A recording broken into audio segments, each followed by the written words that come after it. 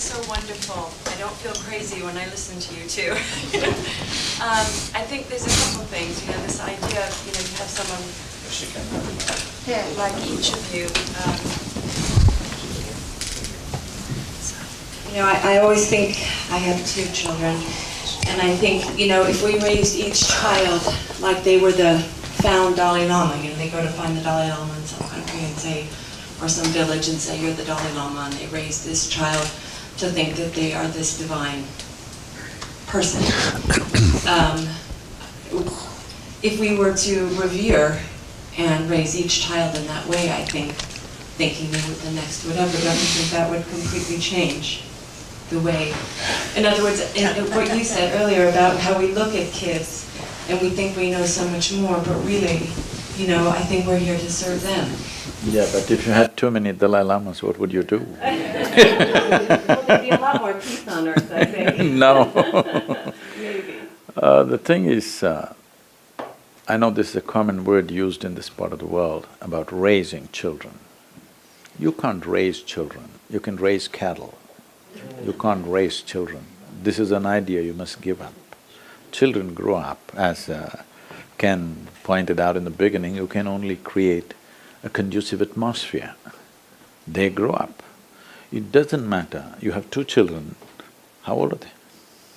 One is almost 7 and one is 9. Okay, you will see as they grow. Though it is the same genetics, same food, same homes, maybe same school, you will see one will go like this, another will go like that, because there are different ways to perceive the same thing. The receptivity in our mind is of different ways. If we have to get into technicality of this, in yoga we recognize 10 dimensions of receptivity. I'll talk about 5 because the other 5 are too esoteric. These 5 are referred to as centers of sleep, centers of memory, centers of imagination, centers of right perception, centers of perversion. It is there in all of us. If it comes something, let's say the same information or a same aspect comes to all of us right now. Somebody is little sleepy mode, some of them are. Little sleepy mode, they will perceive it one way. Somebody is deep into their memory of whatever their experience of lives are, they will perceive it one way. Somebody is in a heightened state of imagination, they will perceive it one way. Somebody is in a state of equanimity, they will perceive it one way. Somebody has taken extreme positions of right or wrong, they will perceive it another way. So whatever I may give you, depending upon from which center you receive, accordingly it becomes that. So you may have 2 children, same home, everything same, all input same, but one will go like this, one will go like that, because every moment how they're receiving what is coming their way. So now, the important thing is, as I said earlier, when you say picking up a young child and saying, you're the Dalai Lama, you're the spiritual teacher, with all due respect to the institution of what it is, I'm saying you're trying to influence them powerfully. An intelligence should not be influenced. An influenced intelligence is a dangerous intelligence. An intelligence which is on but not influenced will always be a solution. An intelligence which is profoundly influenced by this or that is always a divisive intelligence. It is me versus you, it will become. Strong sense of rights and wrongs, strong sense of this is it or that is it, will always create conflict, however good it may look to you. See, right now, I'll take an extreme example, an example you're not supposed to speak in America.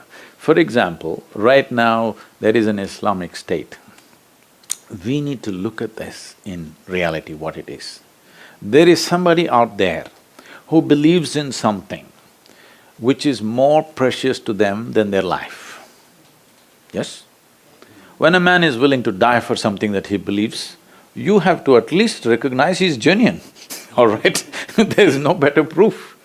But the result of that, what horrendous things happen is another thing, okay? The consequence of that firm belief is another thing. But you have to appreciate this man believes that there is something that he believes in which is far more precious than his own life. When I say life, I want you to look at this, whether it's an ant or an elephant, whatever life you take, every life holds its own life of highest importance. You try to catch a little ant does not think, oh, I'm just a little ant, let me die. He does everything possible to live. This is the nature of life, that is so for a human being also. This life is precious for this life, but I'm willing to throw this away for something that I believe in. I'm saying the belief is genuine, okay, but the result is horrendous. So if you strongly influence your children, whatever you think is right, don't think the result will be good. I'm not of this generation, and I really appreciate what you're talking about. Something visually apparent you don't have to announce.